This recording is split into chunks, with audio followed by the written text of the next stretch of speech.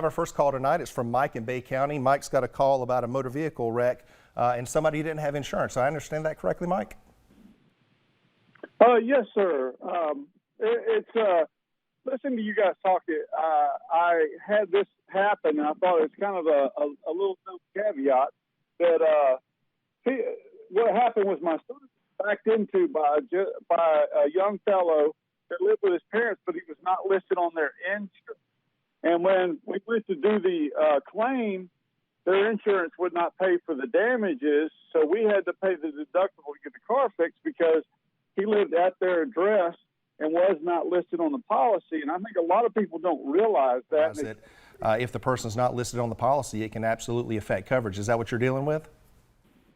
Well, actually, that's part of it. The other part is that if, for example, if my wife and I have a son and he drives our vehicle and lives on our property, lives at our home, and he drives a vehicle, my understanding is that he's not covered on the insurance if there's an accident.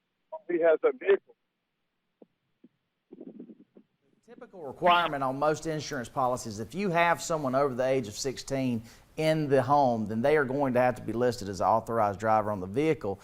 And if they are not disclosed, then they will potentially jeopardize coverage. And the rationale behind that is the insurance company is protecting you for some sort of risk, and the premiums are based upon the risk assessment of who will be driving that vehicle. So if there's someone in the household, they want to make sure that that person is listed so that risk is taken into account when they're analyzing the premium, and that is properly, then that adjusts the rates of the premium depending on who will be driving the vehicle.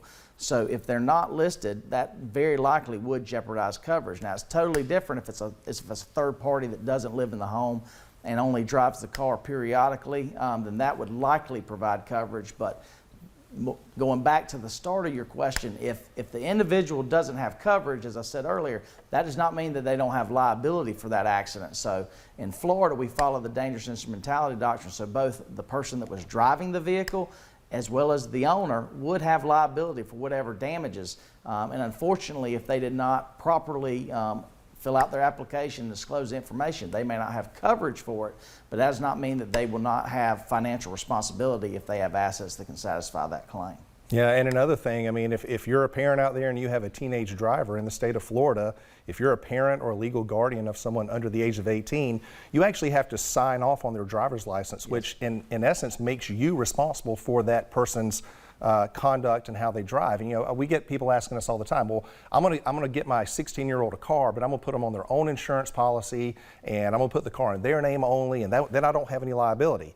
If they're over the age of 18, yeah, sure, you can do that. But if they're under the age of 18, they're still your responsibility. You can't sign that off. So that's another thing you need to think about. But obviously, you want to be truthful with your insurance company and tell them everything, because that's how they determine setting the premium. You want to give them all the basic information that's factually correct.